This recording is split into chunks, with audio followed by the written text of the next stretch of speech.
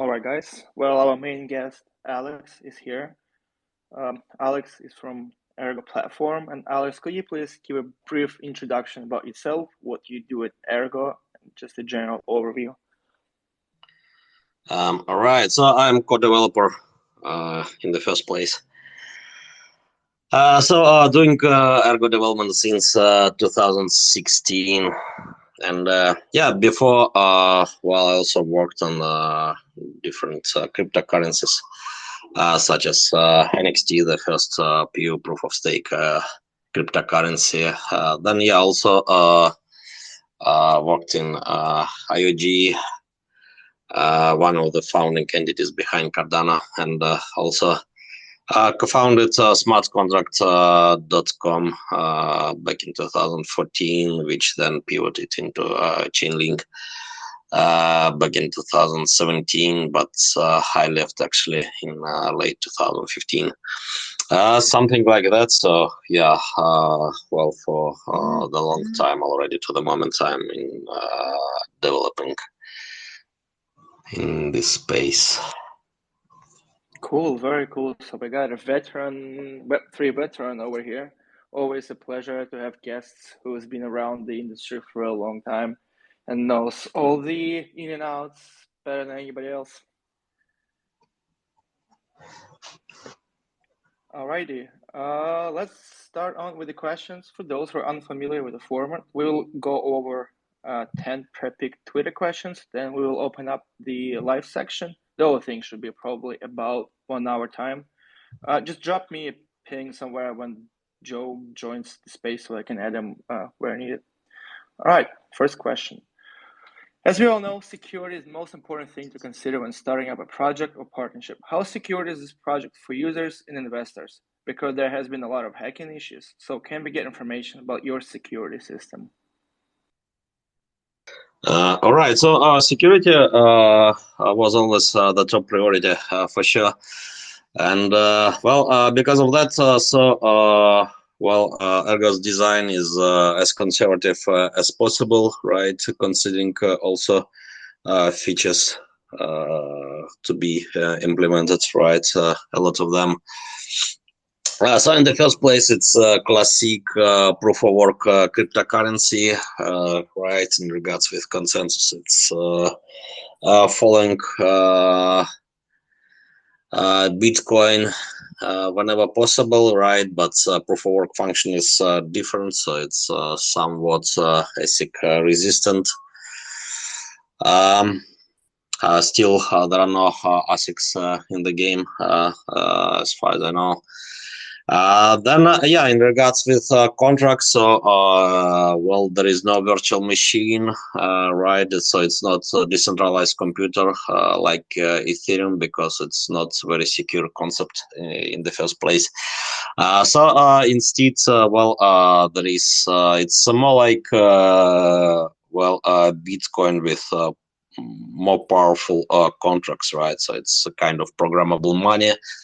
With security also in the first place, because when you have money, right, you don't expect from them to get stuck, right, to do some weird things because of reentrance calls, which resulted in countless already to the moment attacks in Ethereum and so on. So it's not about virtual machines. So we have contracts just well done as abstract syntax trees written on the blockchain and then interpreted via a pretty simple interpreter, which is also improving security, right? Because complexity is the enemy of security, number one enemy actually.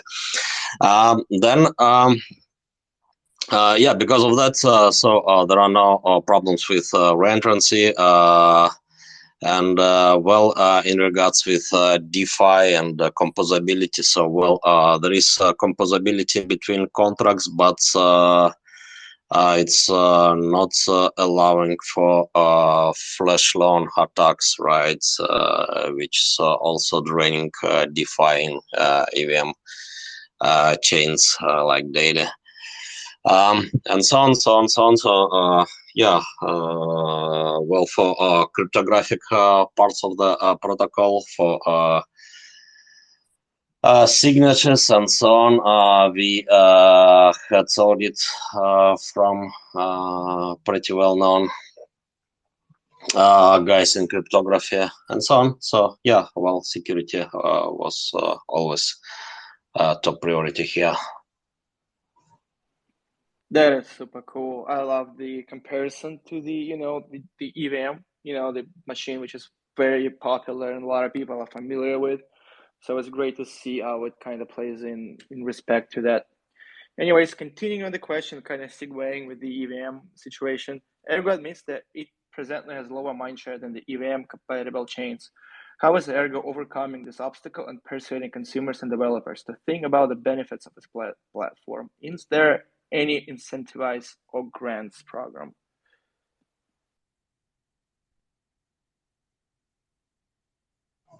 Yeah, so well, in the first place, developers may be of different kind here in the Ergo ecosystem, right? So it's not about well, typical VC-backed startups. Well, in most cases, it's more about maybe individuals, right? Which do love ideas of decentralization and well, empowering grassroots finance and so on. But yeah, there are also some serious projects with VC backing and so on now in the ecosystem, which is also fine. In regards with grants, well, Ergo Foundation provided some grants. And yeah, well, currently there is a plan to launch a new grant program. And also, like twice a year, there are Ergo hacks. And next one will be around mid-October. And well, price pool is already about 20K USD, and well, will go higher, hopefully. So yeah, please join.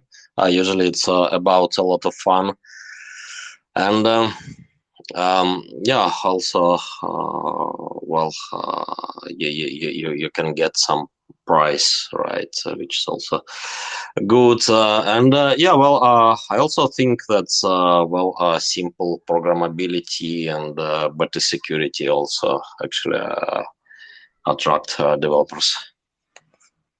Cool. This is great. Could you please elaborate a little bit on the Ergo hacks, like the dates, kind of the format? Because I think it's very interesting and will be very interesting for some of the listeners to kind of know a little bit more on like the format and just what it is in general. Yeah, but 1 second. So I've got a message from Joe. So Joe is around Armenia. Do you see him? Please add him as a speaker, and maybe let Joe provide information actually on that after introduction. Do you see Joe? Armenia. ARME. Yeah, perfect. Yeah, he's a speaker now. Yeah, Hi, Joe. How's it going? For some reason, he wasn't showing up for me Yeah, earlier, thanks even for though I was the making ad. it. Yeah, we're gonna have an Ergo hack in mid-October. Anybody that wants to participate, I would say the best place to start would be the developer channel in our Discord. If you want to try to work together, build a team, or simply talk about an idea that you have. One benefit of kind of open source ecosystem is there's a collective mind share there to work with. I think people kind of have forgotten where EVM like started. Solidity was super successful because there was so much open source content, tutorials, and information available. And then in parallel, the tooling got better. right? And so with Ergo, that's a model that worked. So we're working to follow that. We're building modular open source frameworks, improving the tools for developers, and hopefully, as the ecosystem collectively grows, the ability to put something into production gets easier and faster and cheaper. Cool, very cool. Thank you for elaborating on that, Joe. And And yeah, I'm sorry, to interrupt you, but Joe didn't introduce himself, so let me do that. And so Joe is member of Ergo Foundation and doing BizDev here in the Ergo Foundation. Cool. Thank you. I was about to ask him for a brief introduction.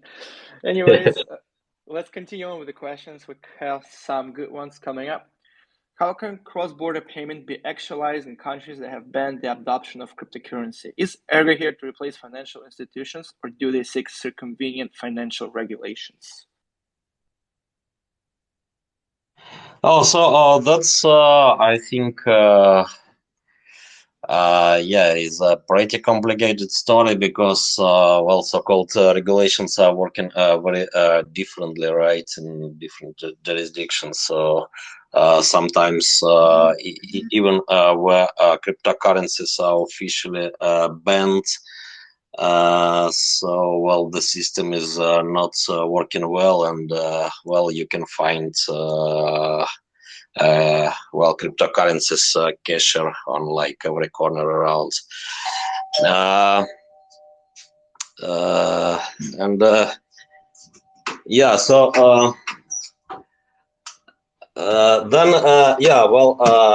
in other countries with even milder regulations, so yeah, it could be stricter in fact. And there is no single answer then, right? Because there are like 200 jurisdictions or even more around the globe. The idea is to be adopted everywhere, dependless on regulations and so on, because anyway you cannot satisfy 200 plus regulations, right? Also considering difference in execution about them. Yeah, I tend to use the philosophical approach in let's say the pattern of design that would say that we should engineer a system that serves the user in the worst jurisdiction, right?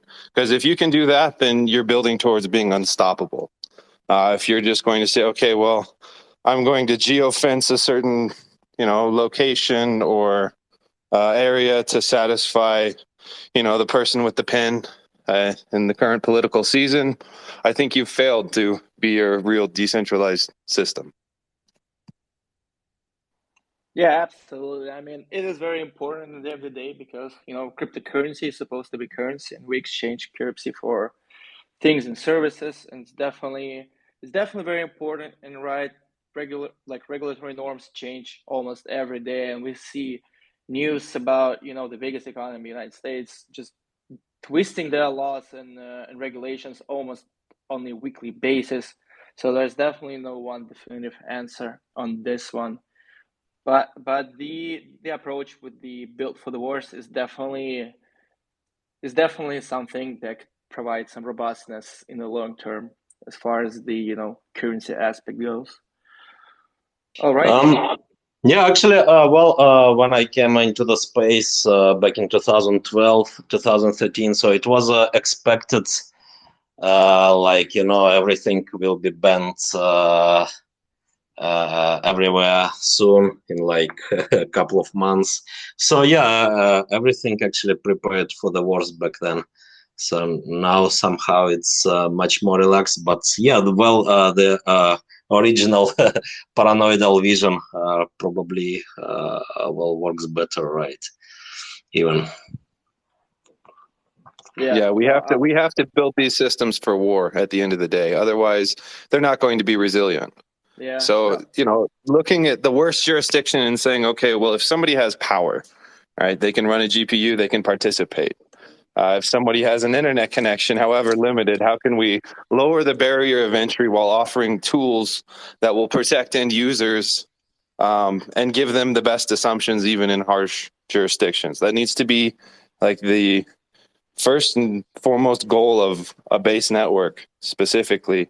Otherwise, as soon as you, I guess, concede, right?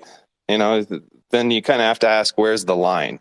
And that's one open question right now, looking at a lot of the regulatory pressures that if, somebody says, okay, we'll play along here, what's the next step? How deep does that rabbit hole go? So I would say for Ergo, it's important that we understand that before that pressure is put in place and designed for that contingency. Right. No, completely agree with you here. And I believe the general approach of, mitigating barriers to entry and, just kind of simplifying things will inevitably grow for higher adoption rates. And with this, the more people understand the cryptocurrency, the technology behind it, the more adopted it becomes, the less barriers there should be, essentially. Anyways, let's continue on with the questions, because I guess we three of us can rant and banter about about this for hours. Sadly, we are a little bit limited on time. What is Altilucas consensus protocol? How ACS is better compared to the other consensus like POS, POE, POSV, etc.? Oh, so actually, it's just classic proof of work consensus protocol.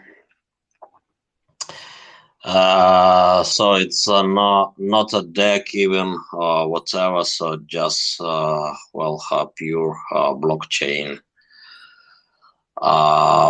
proof of work consensus protocol. So as I said before, proof of work function is different.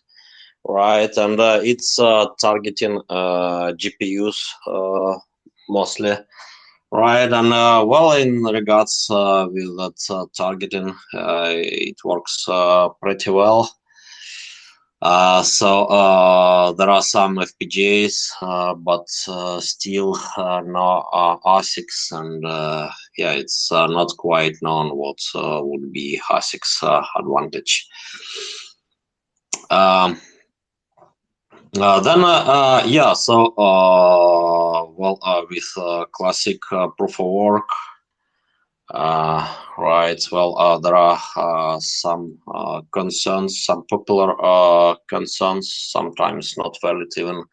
Like proof of work has lower TPS, right? Which is theoretically not true, because usually it should have highest TPS because there is no need for messaging, right, in proof of work. So every miner is working totally on its own and just publishing a block when it's ready, unlike protocols like Solana, for example, where validators doing messaging exchange, which is related to consensus, right? So then so some bandwidth is occupied for that.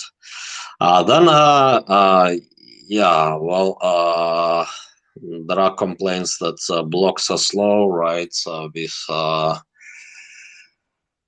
classic blockchain, what we are doing now is working on sub block confirmation protocols, which would create responsive user experience in DeFi. But in regards with TPS, again, it should be higher even than proof of stake or whatever consensus protocols. And also, there are other advantages of proof of work. We believe, even outside of protocols analysis and so on, computer science related things. So you have simply pretty different commodity like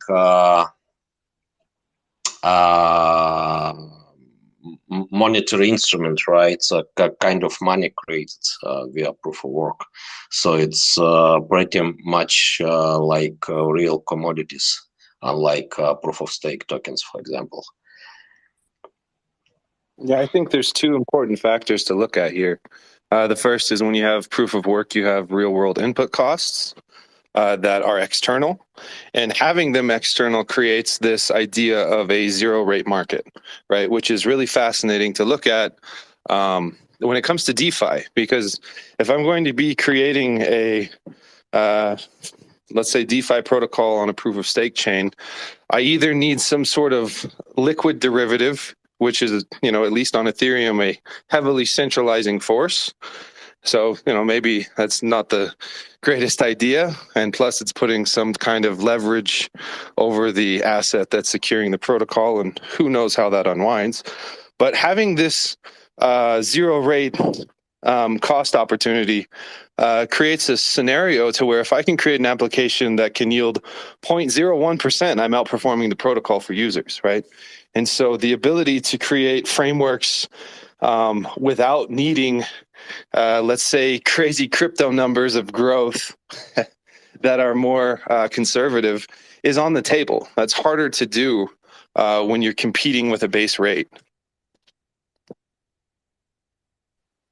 Right. No, this makes a lot of sense. And, it's kind of always, to me personally, interesting to see how different protocols, right, have their own variations, and how, it compares to the most, to the most community popularized ones, right? I think it's very important when you look at different ones with the similar sort of parameters. All right, let's continue on with the questions. How can developer create smart contracts on Ergo platform? Should developers need to learn ErgoScript programming language before creating smart contracts?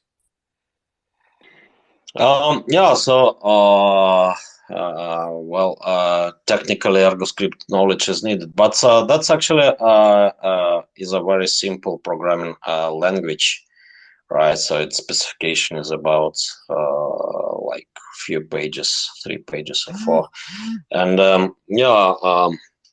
so what's needed in the first place is understanding of UTXO model, right? Or to say simply, understanding of programmable money. So what your program should do. Actually, and then the programming language part is the easiest one, actually.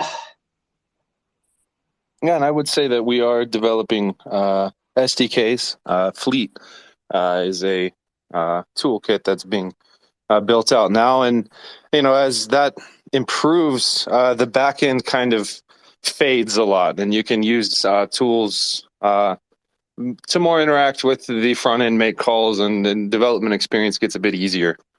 So that's certainly something to always work towards, is that barrier of entry for developers. Cool. No, as continuing on the barriers to entry, and it's great that you guys trying to sort of minimize them in all the aspects, not just the standard cryptocurrency usage, the Ergo project usage, but even on the developer aspect, creating SDKs and everything, so that a developer who wants to develop within the Ergo ecosystem has very easily available tools for that. In many cases, so if a developer just knows front-end development, for example, then there is possibility to join some project in the ecosystem, because in some cases there are contracts, but no front-end devs actually. So it's not that hard to produce contracts, but then there is need for front end and so on. And there are a lot of efforts to simplify things on all the levels of the stack, right from contracts to front end development. And there are also some ready-made examples for whole applications, right? Where you can actually learn how to go from contract to ready-made application. Cool. Makes a And lot of sense. it's also important to discuss this nature of headless app, where you have kind of your backend, your contract, and you have the ability in many cases to build multiple front ends so they can potentially compete in terms of their UX or their fee environment. And that creates a certain redundancy there that, if there's an issue with one front end, users are still able to interact with the chain, through multiple sources. And I guess the ideal would always be for people to run applications locally, right? That way, the liveness is stronger than any front end, and the users are in control. Right. Yeah, absolutely. Web3 cannot exist without Web2 essentially, because there has to be a bridge between the whole essentially system and the user and the developer for that matter. And Right. one potential there that we haven't seen yet in the wild, but I would love to see long term is, like, as an exchange, you have the ability to spin up your own front end and potentially interact with all of the applications from your main website, right? And potentially collect fees from the ecosystem based on use. We haven't really seen that adopted yet, but Ergo is ready made for that. That is an interesting one. I actually have not really. I think I've heard about it briefly, but haven't really paid a lot of attention to it. Definitely some interesting concept out here. All right, let's continue on with the questions. With the arrival of many blockchain projects, especially payment projects with latest technology, scalability, efficiency, even without transaction fees, does Ergo feel the pressure of this on the race of global privacy-preserving computation network solutions? Me personally, not really. And this is why, okay? And you kind of get off of the crypto system and say, okay, well, if we do see a CBDC, right, one thing that we can expect is a common backend. So it's going to be very fast and there will probably be no fees, right? But when you ask the question, okay, you're paying a fee, the real question needs to be, what are you getting, right? What's that fee paying for? And if you're talking about, decentralization, kind of censorship resistance, KYC free transactions, I think there's a market for that where people will pay the fee. Now, in this sector where everybody is trying to race to have the least fees, I think they're going to lose to central systems in the end. And so a lot of that business model that's kind of existed where we're going to just, push it into a lower fee environment. In my opinion, that's going to get centralized and disappear in the next decade. So I actually don't think that is so important. I think the question needs to be, okay, well, if you do have a fee environment, what are users getting? Because at the end of the day, if there's no fees, usually you're the product. Right. Yeah, so I agree. A lot of competition in the space currently looks pretty artificial, right? So, a lot of competitors, will be died without VC backing and so on. Right, so there is no such thing as a free lunch, right? So if there are no fees, well, that's a big question then. How well, decentralized, supposedly decentralized network is incentivized, right, in the first place. And probably, well, there is something dirty there. Yeah, we have to remember on a very basic level, decentralization is inefficient, and it comes with a need for a profit incentive, right? And that's not always the most popular thing to say, but that's just a core assumption we need to make in an actual decentralized system. There needs to be an incentive for other actors, and as soon as you get into this idea that nobody is getting paid and there's no incentive, well, either somebody is paying it or somebody is benefiting from that model. So I would say it's something to be suspect of. Right. No, this makes a lot of sense. You mentioned CBDC as an example, and CBDCs just in a very basic idea that it's not a DeFi product. It's not what what any DeFi is supposed to be. And it's always funny to me to see when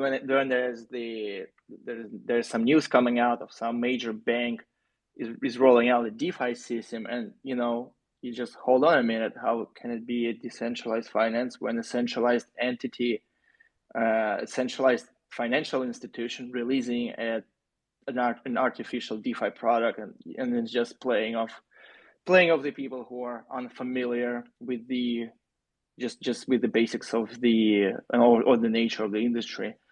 But yeah, absolutely, the fee structure there is for a reason, and it should not be going away, in my opinion, as well. Alrighty, we have some more questions left. The common problem that often occurs DeFi projects is that smart contracts vulnerability can lead to loss of funds. What steps has Ergo platform taken to fix this major problem and prevent such occurrences in the future? I think that there's a couple of approaches that Ergo takes that makes it unique. The first is open source standards, right? Sometimes in this space, the code is not available for auditing. And to be honest, if you have a smart contract that's not publicly available and something happens, I think it's very fair that the first assumption people should have is that it was an inside job, right? So having open source standards kind of creates this idea where the potential vulnerabilities are open, and if they're adopted across multiple projects, you get a lot of redundancy in terms of the audits and hardness that are created. Now, it's also important to look at the token model itself, right? EVM's ERC20 is kind of a broken the contract design in terms of handling assets, in my opinion. And that's why every other week we're like, oh, another $10 million is missing, $40 million is missing. Ergo script works very differently from the ERC20 standard, and in my opinion has much, let's say, more compact attack surface as a result. Yeah, exactly. So, attack surface is minimized. So, as I said before, no reentrancy, no flash loans, which is a good thing to me. So initially, Ethereum community was very excited about flash loans, actually, but then after so many attacks against protocols, so well, it's complicating DeFi design a lot everywhere. And yeah, we have flash loan based attacks regularly draining DeFi protocols. Yeah, so even with minimal surface, the main source of issues is developers, right, doing mistakes and so on. And for that, yeah, you have open source, you have Simplicity of Ergo script, right? Simplicity of the whole ETXO approach. You have tutorials, best practices, design patterns published around and so on. So yeah, there is a human-related aspect which cannot be excluded totally, but yeah, a lot of measures could be done at the same time to minimize risks there. Yes, absolutely, and I agree that making things open source helps to mitigate the human error when there's people looking from different angles, people with different expertises. Occasionally, can find something that others just simply wouldn't, and definitely just this approach helps to minimize the possibility of the error. All right, let's continue on with the questions. We have a couple more left from the Twitter section, and then we'll move on to the live ones. Current NFT is a hot topic, but are NFTs not just art? Does your project think that more real-world use cases will emerge for NFTs as the time goes on? Why should we take NFTs seriously? I'm going to take the middle ground here, right? I do think that there's a lot of nonsense that's promoted in terms of, I'll use an example, right? If I were going to back my property by an NFT, which is something that, is talked about as a kind of a sex machine in the NFT space, how does that work on the back end? How does that work offline? If I'm going to actually change the title of a property, who's going to do kind of the offline legal work there? I know that right now, an example, there's one framework where you have a company in Wyoming, and every time the NFT changes hands, they pay for somebody to change ownership of the company to whoever holds the NFT. Well, that is probably a really great business model for whoever's doing the paperwork, right? But in terms of creating like frictionless exchange, it's not quite there yet because the existing system doesn't support that. And so, I do hope that long term we do see some jurisdictions that expand, but in many cases, that's not really discussed, right? How does the off-chain mechanism work? Now, in terms of unique assets, I think there's a huge use there. You could say, okay, if I want to create a protocol with profit sharing, maybe I could create an NFT that represents a certain ownership or percentage and put together a smart contract, and it creates kind of like this revenue stream for whoever holds the NFT. There's a lot of unique use cases there, but there's also a lot of things that I kind of view as nonsense that are impractical off-chain when you look at the complexity there, because sometimes in the blockchain space that's overlooked, and we get a lot of good promises, but the actual deliverable is underwhelming.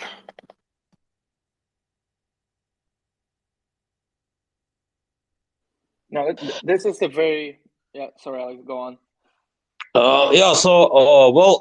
all the tokens on the blockchain, whether native or custom or NFTs or whatever,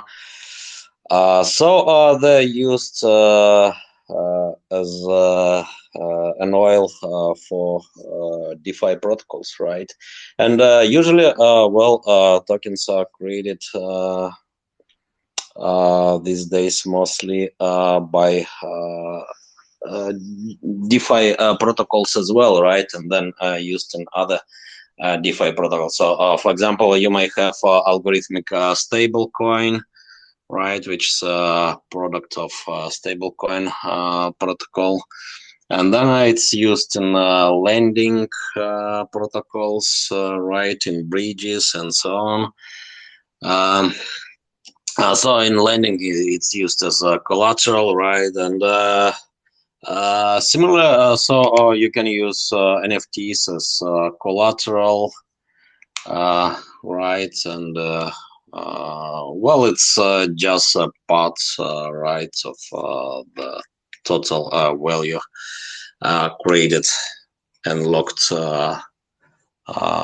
in DeFi projects on the blockchain.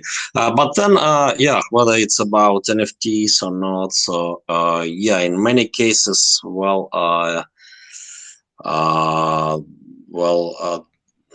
that there is no sense, right, in tokens created. So, well, in many cases, there is no any safety even, right? And that's why in Ergo, we are trying to popularize know your assumptions approach, right? So, well,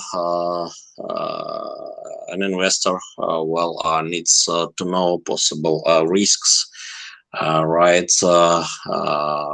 Allocation, rug pull possibilities, and so on. If it's connected to the real world, it's getting even more complicated, right? Because, well, you have a lot of risks on just the blockchain. And when it's connected to the real world, not isolated in blockchain sandbox, then yeah, it's much more complex matter even. Yeah, absolutely. NFTs is just a general. It's a weird topic, especially because a lot of people use it basically for quick gains, and they don't really need it for anything else. And they kind of got in a very bad reputation over the years at this point because of people doing so, and kind of being just a sort of hot cake market just for that reason. And I totally agree that there is just no proper mechanisms, both legally and both like off chain for real life use cases like properties, etc. But there's definitely a lot potential in there, and I think it's just a matter of time while it will evolve into something that will have a very tangible use case that we can all relate to. Maybe even in the real estate, but at this point, I agree it's not quite there yet.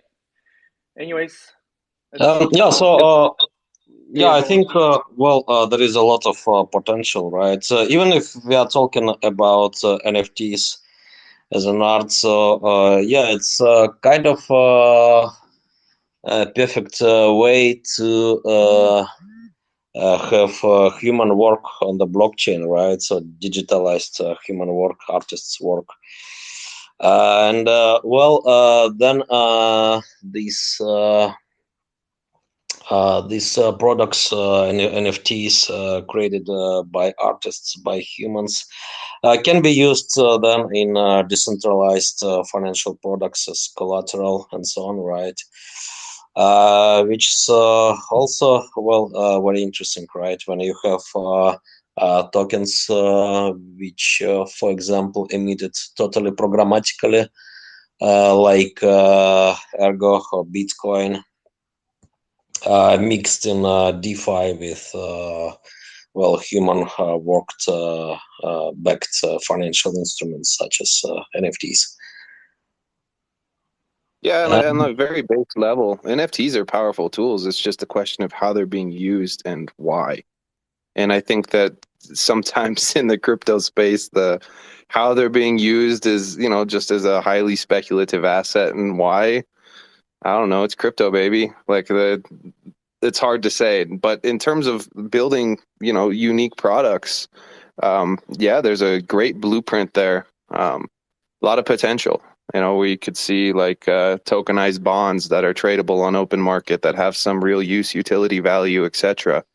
But then we also kind of get into the side of the space that's very starry-eyed, but people's feet aren't really on the ground, in my opinion. Yeah, no, that is true, and we'll just see how the whole NFT sort of sub industry will evolve over the years. We have two more questions left, and then we have some time for the live ones. Feel free to take as many as you want. I think I still have some time after this. Anyways, in the context of Ergo's ecosystem, how does the platform envision collaboration and interoperability with the other blockchain projects? And what benefits can this bring to users and the broader blockchain space? Well, I think one thing we need to address as a space is that should be largely up to the development community and not just the core of the protocol. Because if it is, that's not so decentralized, right? Sometimes open blockchains are run more like a company than an open ecosystem. So in theory, anybody should be able to build anything that the protocol allows.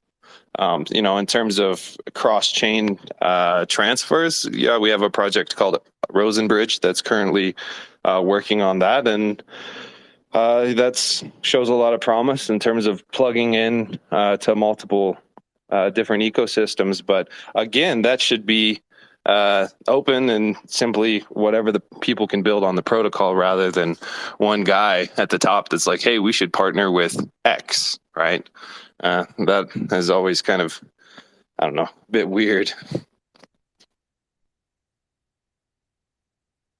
Yeah, it is just not decentralized, and we've seen this a lot. I think, especially in the last couple year or two, a lot of projects who are not being, decentralized, posing as being decentralized, which is always a bit strange to me.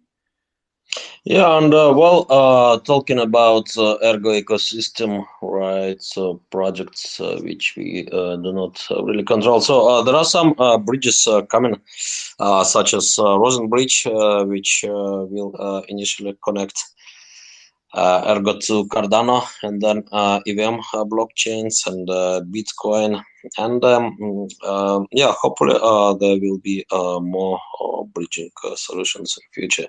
And Rosen is actually quite promising bridge because it needs for logic only on the Ergo side, and as we discussed before, it's then pretty simplified logic, and on another end, so Cardano or EVM blockchain, Bitcoin, so there is a need for multi-sig only, right, which is improving security. Well, as I said before, complexity is number one enemy of security.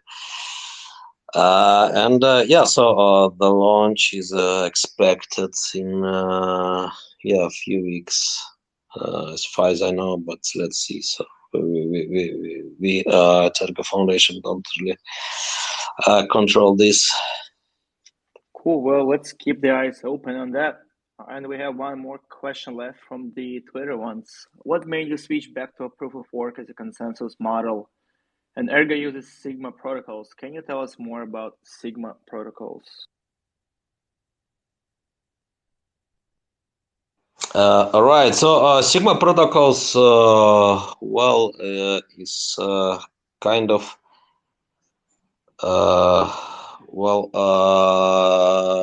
subsets of efficient, usually very efficient zero knowledge protocols, right? And all of them do have some nice properties. For example, they can be done non-interactively, so basically converted into signature schemes. They can be securely combined, and then you may have for free ring signatures, so real ring signatures, not Bitcoin multi-sig, where signer is known. You may have threshold signatures, so again, real cryptographic threshold signatures. You can have arbitrary complex signatures. Well, and unlike some very new zero knowledge stuff, as those 100 schemes appeared in recent years. So it's from 90s. It's well tested in electronic voting and so on. And for example, Schnorr signature, which is now in Bitcoin, available in Bitcoin as far as I know after the Taproot upgrade. Yeah, it's the simplest example of Sigma protocol. Yeah, converted into a signature scheme, and yeah, in Ergo, well, Schnorr signatures are since day one. Actually, well, it's the only option means no ACDSA support, but you can do more. So, in addition to Schnorr, there are some other protocols here, and you can combine them freely. And because of that, you can do cryptographic protocols as applications.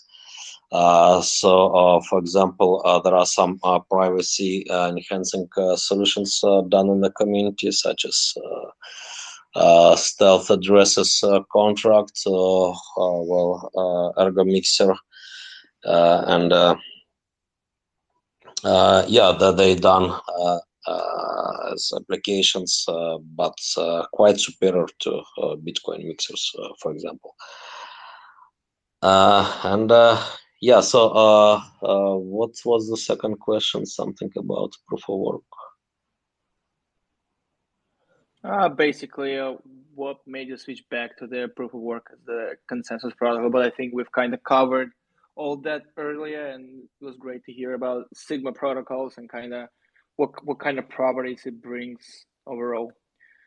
And without Yeah, further ado, I think it would be good to reiterate two kind of simple truths, and that is number one, that complexity is the enemy of security, and when it comes to cryptography, ultimately the best friend of security assumption is going to be time.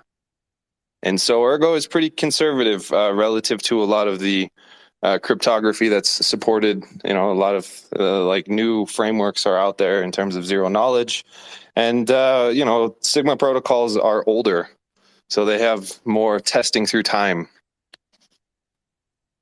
yeah, no, that's definitely a very very valid point that complexity is the enemy of security, and definitely makes a lot of sense in the overall uh, overcomplicated, nature of Web3 in general, and definitely seen a lot of projects that just overcomplicate things, which is sometimes absolutely unnecessary, and it becomes to the point where a majority of the people just have no idea, on the tech behind it. Anyways, we are almost out of time. So if you guys don't have any time to go overboard, feel free. We can end here and we will post a recap and everything. But if not, we can take some live questions. Which one you guys prefer? Yeah, so I have like 15 minutes more. Right. So let's take a couple questions then. I'll try to pick people who's been here since the very beginning. I think this person has been here around. DeFi OGD, adding you as a speaker.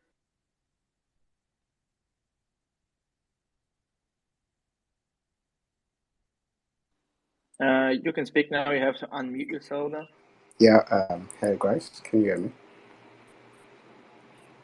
Yep. Okay, yeah. Yeah.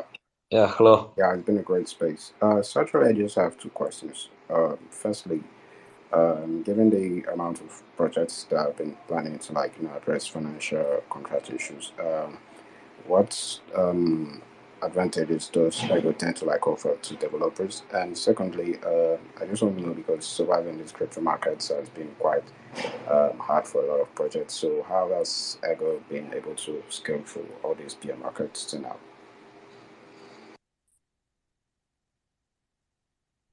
So I would start by saying probably the best thing that we see in the Ergo community on the developer side is this open source collaboration, right?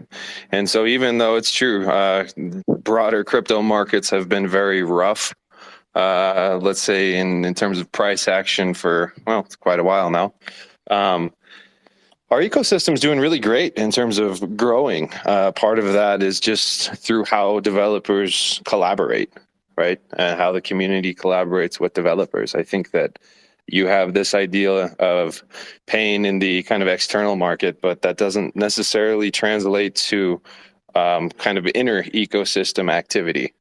And in terms of like that internal community, I would say Ergo's stronger today than it's ever been, and I would anticipate that continues as there's more tooling that's more refined, and there's more open source frameworks for people to follow, jump in, and help build cool stuff. All right, cool. That's great. So just a second question. How have you been able to like scale through between all this bear market? How's Ergo been able to like scale through?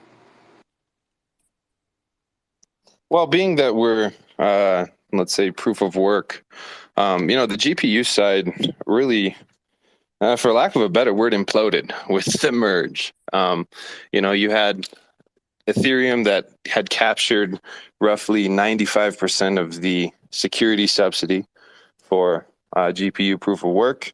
And so overnight, everybody got fired and they went home with their tools, right? And so naturally, what's going to happen in that scenario, and it really is not unique to the proof of work side, whenever you have that type of implosion in a community, you're going to have an overcapacity of workers relative to demand, and that needs to equalize over time. I would say that we still have not seen that in terms of GPU proof of work. I do think that long term, because it has such a low barrier of entry, most people have GPUs that will recover, but that's something that markets need to take time to consolidate and heal, right? And I do think that we're further along in the process now than we were when we started, but there's still a ways to go. And that's an unfortunate setup where, the Ethereum Foundation decided, hey, we're going to fork the chain, get rid of all our miners.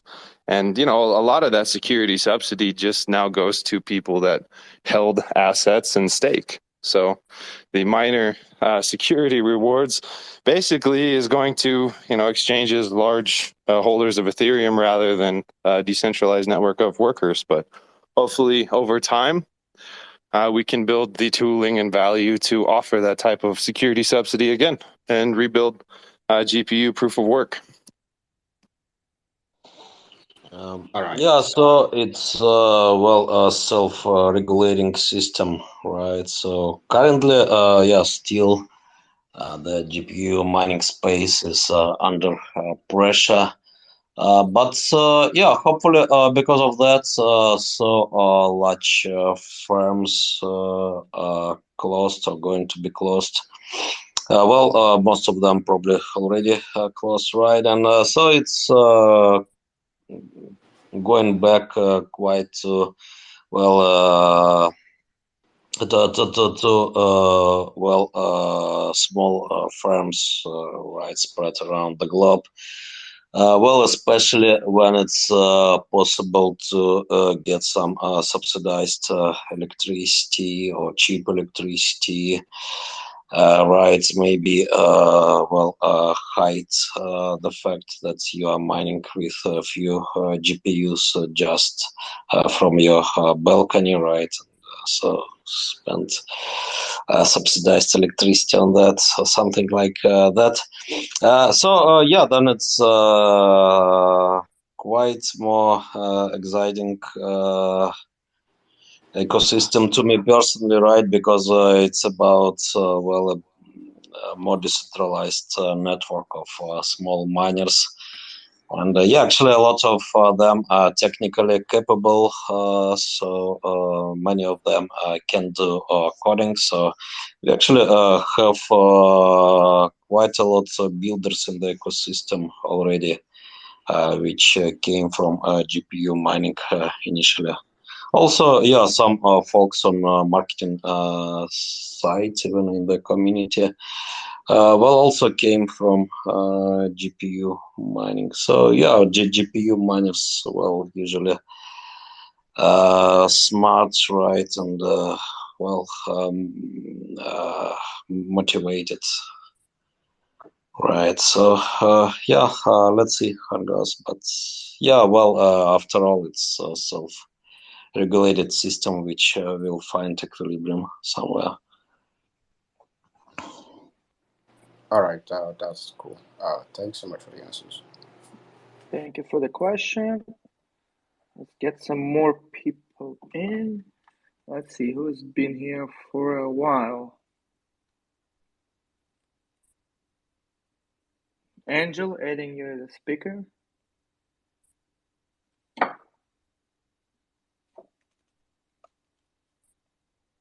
Angel, you can speak now. You have to unmute yourself though.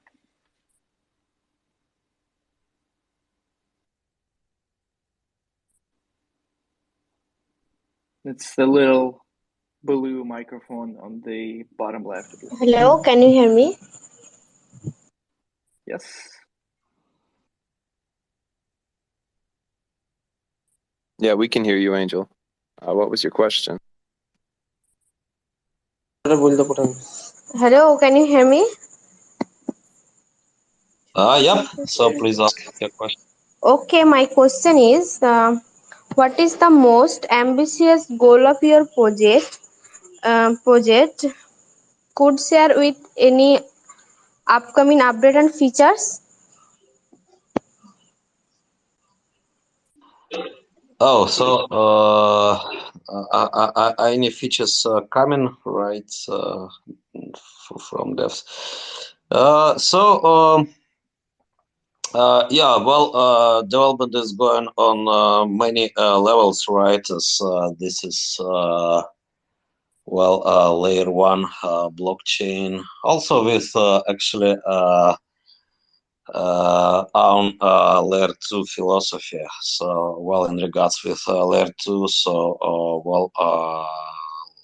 Bitcoin and some Ethereum and also Cardano solutions implementable on Ergo, such as Lightning Network, Hydra, from some state channel constructions, right? But there is also some unique line of work in regards with layer two, right? And then the work is going on all the levels. So in regards with layer one, so as upgrading layer one for network, which is already quite decentralized, and there are hundreds of nodes in the network. So upgrading it is tricky.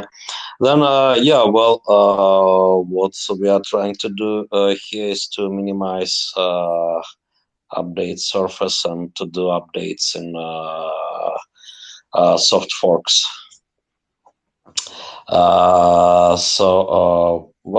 Pretty much following Bitcoin's signs of soft forkability where possible. Sometimes also doing own things. Well, in regards with other layers, so currently there is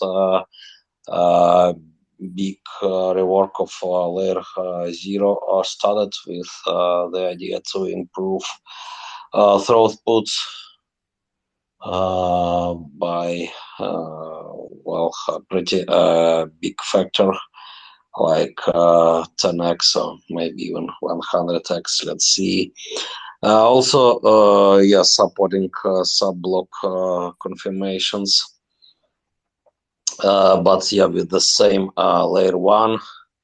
Then in regards with layer two, so as I say, it's a lot of options implementable, but currently there is no demand for it.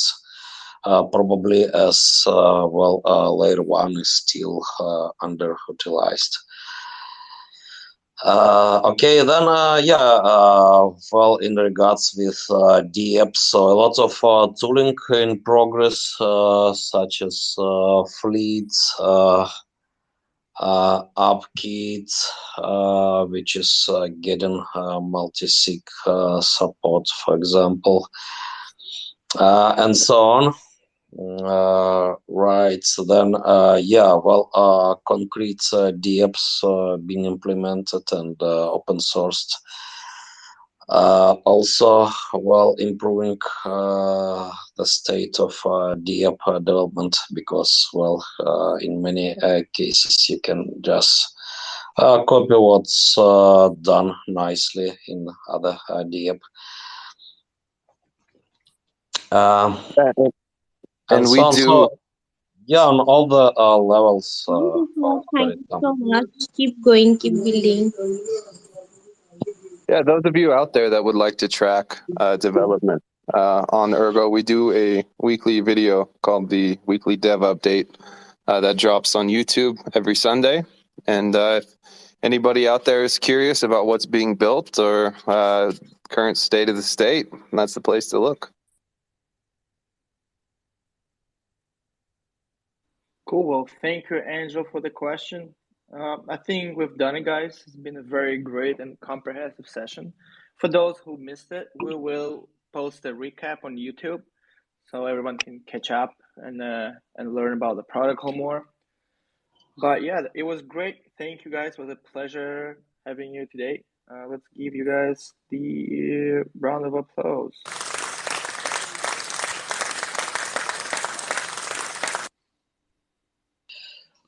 Yeah, thank you, everyone. That was very good MA.